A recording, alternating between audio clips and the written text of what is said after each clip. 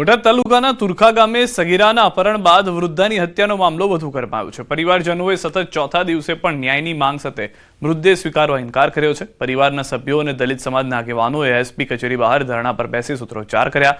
સાથે જ ગાંધીનગર સુધી મૃતદેહ સાથે જઈ વિરોધ કરવાની ચીમકી ઉચ્ચારી છે। પોલીસ દ્વારા ઝડપાયેલા 3 આરોપીઓના પકડાવાથી પરિવારને સંતોષ નથી। તમામ 15 આરોપીઓને પકડી પાડવા પરિવારની માંગ છે। પોલીસે 24 કલાકમાં આરોપીઓને ઝડપી પાડવા અંગે આશ્વાસન આપ્યું છે। પરિવારે પાળિયાદ પોલીસ પર બેદરકારીના પણ આક્ષેપ લગાવ્યા છે। એનો સંતોષ છે જ નહીં, અમને નથી। બધાને લાવો, 3 ને લઈને શું થશે? આ તો અમે જ્યારે અમારા દાદા ને પપ્પાના બધાય અમારી હારે રહીને ગાંધીનગર ગયા ત્યાં પછી આ બધી કાર્યવાહી થઈ।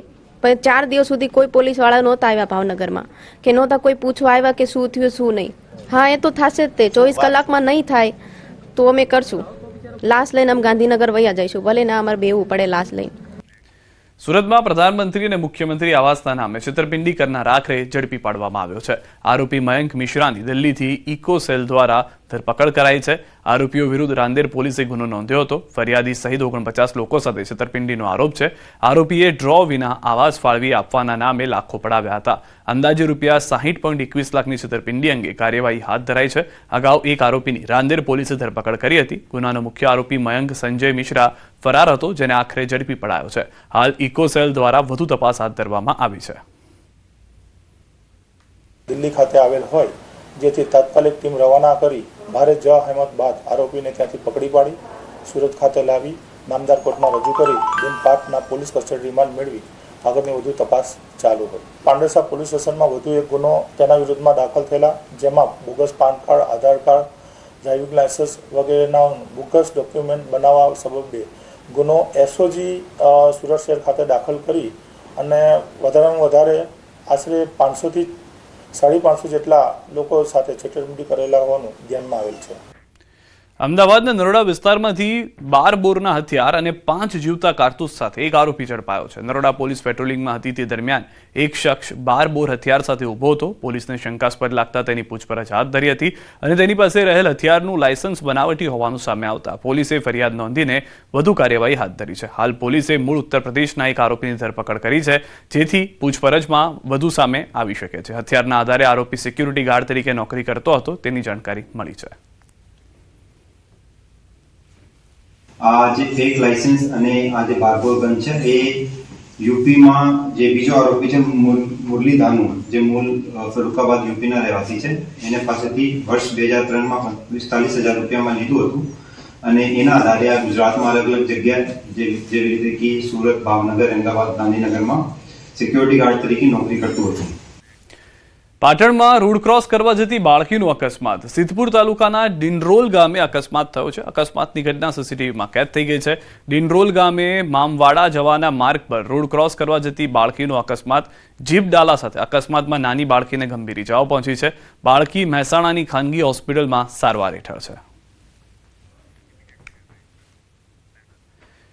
પોરબંદરના રાણાવાવ રેલવે સ્ટેશન પર ટ્રેનમાંથી બાળકીને બચાવી લેવાઈ છે। રાણાવાવ સ્ટેશન માસ્ટરે ચાલુ ટ્રેનમાંથી બાળકીને બચાવી છે। રાણાવાવ રેલવે સ્ટેશન પર પોરબંદરથી રાજકોટ જતી ટ્રેન સ્ટેશન પર ઊભી હતી, જે દરમિયાન એક મહિલા એક બાળક સાથે સ્ટેશન પર ઉતરી હતી, પરંતુ બીજું બાળક ટ્રેનમાંથી ઉતરી ન શકતા લટકાઈ ગયું હતું, જે દરમિયાન સ્ટેશન માસ્ટરે સમય સૂચકતા વાપરી ચાલતી ટ્રેનમાંથી બાળકને બચાવી લીધું હતું।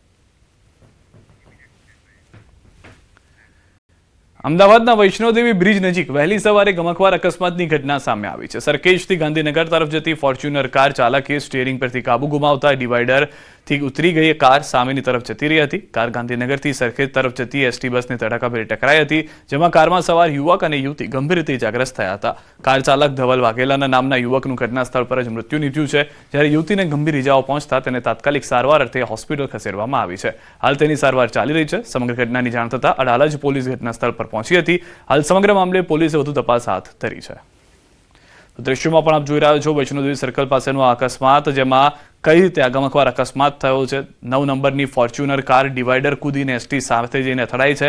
જે કાર ચાલક હતો તેનું ઘટના સ્થળ ઉપર મૃત્યુ થયું, પરંતુ તેને હોસ્પિટલ સુધી લઈ જવાના પ્રયાસ કરવામાં આવ્યા, જ્યાં ડોક્ટરે તેને મૃત જાહેર કરી દીધા હતા। અકસ્માતમાં યુવતી પણ એક સારવાર હેઠળ છે, જે ગંભીર રીતે ઇજાગ્રસ્ત હોવાનું માનવામાં આવી રહ્યું છે। બીજી તરફના દ્રશ્યો પણ હવે અમારે બતાવી રહ્યા છે કારનો જે કચ્ચરઘાણ વળી ગયો ત્યારબાદ ઘટના સ્થળ ઉપરના દ્રશ્યો આપ જુઓ સીસીટીવીમાં તો સમગ્ર અકસ્માત જોવા મળ્યો છે કે કઈ રીતે આખી આ ઘટના ઘટી છે યુવતી ઘાયલ થઈ હતી જેઓ હજી સારવાર હેઠળ છે બસની ટક્કર બાદના જે દ્રશ્યો હતા આસપાસમાં જાણે કોઈ મોટો અને ગમખ્વાર ટ્રક અથડાયો હોય તે પ્રમાણેના દ્રશ્યો જોવા મળ્યા હતા ઘટના સ્થળ પર મોટી સંખ્યામાં લોકો ભેગા થઈ ગયા હતા ઓઇલ અને પેટ્રોલની નદીઓ વહી ગઈ હતી ત્યારબાદ પણ કેટલાક લોકો તેમાં લપસી ન જાય તે માટે પણ સ્થાનિકો દ્વારા હાલમાં રેતી નાખી માટી નાખી અને કામ શરૂ કરાયું હતું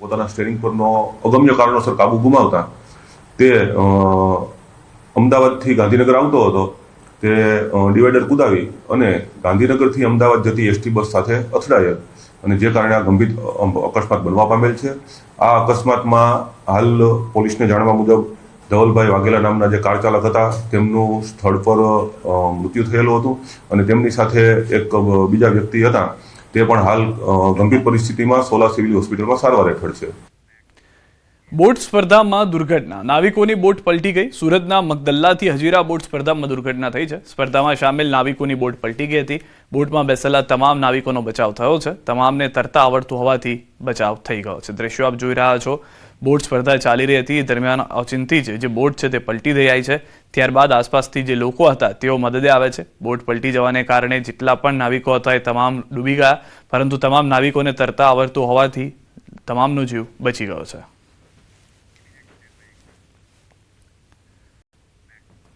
દ્વારકાના ભાણવડના વિરાટ નાકા પાસે દુકાન પર થયેલી મારામારીનો બનાવ સીસીટીવીમાં કેદ થયો છે એક નોનવેજની દુકાનમાં આ મારામારી થઈ હતી જેમાં દુકાનમાં જમવા બેઠેલા યુવક સાથે બે શખ્સોએ બોલાચાલી કરતા મામલો બીચક્યો હતો દિલીપ વાઘેલા અને જયદીપ વાઘેલા નામના બે શખ્સોએ યુવક પર હુમલો કર્યાનો આરોપ છે જેમાં એક વ્યક્તિ પર આ બંને શખ્સો તૂટી પડતા તેને ગંભીર ઇજાઓ પહોંચી હતી મારામારીની સમગ્ર ઘટના સીસીટીવી કેમેરામાં કેદ થઈ ભાણવડ પોલીસે બંને શખ્સો વિરુદ્ધ ગુનો નોંધી આગળની તપાસ હાથ ધરી છે બે શખ્સોએ એક વ્યક્તિને જે માર માર્યો તેના સમગ્ર ઘટનાના દ્રશ્યો સીસીટીવીમાં જોવા મળી રહ્યા છે ભાણવડ રોડ પર જાહેરમાં મારામારીના દ્રશ્યો જોવા મળ્યા છે જે નોનવેજની દુકાનમાં બોલાચાલી બાબતે મારામારી થઈ તેનું કારણ શું છે તે હવે પોલીસ તપાસમાં સામે આવશે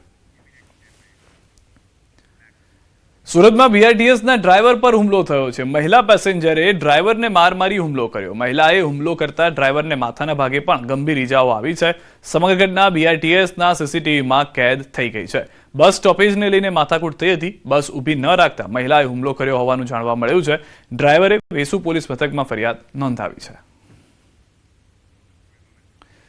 મહિલાએ જે જગ્યાએ બસ ઊભી રાખવાની કીધી હતી એ જગ્યા પર બીઆરટીએસ સ્ટોપ ન હોવાથી ડ્રાઈવરે બસ ઊભી ન રાખી ત્યારબાદ મહિલા ઘરે જાય છે બીજા દિવસે ફરી એક વખત આવે છે બસમાં સવાર થઈ અને એ દરમિયાન તે જ ડ્રાઈવરે બસમાં હોવાથી પોતાનો ગુસ્સો જાણે તે ડ્રાઈવર પર કાઢતી હોય તે પ્રમાણેના દ્રશ્યો જોવા મળી રહ્યા છે અમદાવાદના ન્યૂ રાણીપ વિસ્તારમાં પણ તોડફોડની ઘટના ઉધાર આપવાની ના પાડતા તોડફોડ કરી ન્યૂ રાણીપ વિસ્તારમાં પાન પાર્લરમાં તોડફોડની ઘટના પાન પાર્લરમાં તોડફોડ કરી હુમલો કર્યો હુમલામાં પાન પાર્લરના માલિક અને દીકરાની ઈજા થઈ છે પાન પાર્લર ઉપર તોડફોડ અને હુમલાની ઘટનાના સીસીટીવી કેમેરામાં કેદ થયા પોલીસે બે હુમલાખોર વિરુદ્ધ ફરિયાદ નોંધી છે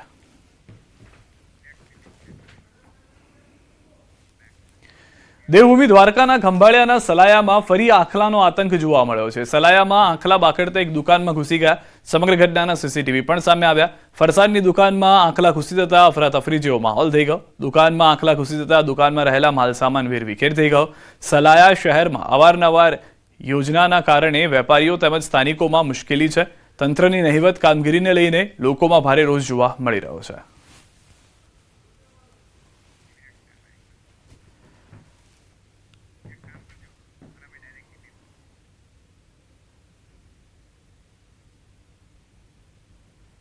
તો અમરેલીના ખાંભામાં પંથકમાં સિંહોનો પણ આતંક જોવા મળી રહ્યા છે એક દ્રશ્યો આપ જોઈ રહ્યા છો તે દ્વારકાના બીજા દ્રશ્ય જે છે તે હવે અમે અમરેલીના બતાવી રહ્યા છીએ કે જ્યાં આગળ રાત્રિ દરમિયાન સિંહ રબારિકા ગામમાં ઘૂસી ગયા હતા શિકારની શોધમાં આવી ચડ્યા સિંહ જીઆરડી જવાનોએ ગાયોનું કર્યું રક્ષણ જીઆરડી જવાનોએ 4 સિંહને દૂર ખસેડ્યા ગામમાં રેતીના ઢગલા પર સિંહો આરામ ફરમાવ્યો રબારિકા ગામના મુખ્ય ચોકમાં 4 સિંહો ગાયોના શિકાર માટે આવી ચડ્યા હતા પરંતુ જીઆરડી જવાનોએ ગૌમાતાનું રક્ષણ કરતા સિંહોને દૂર ખસેડ્યા ગત રાત્રિએ ગામના ચોકમાં રેતીના ઢગલા પર બેસેલા સિંહ અને જીઆરડી જવાનનો વિડીયો વાયરલ થયો હતો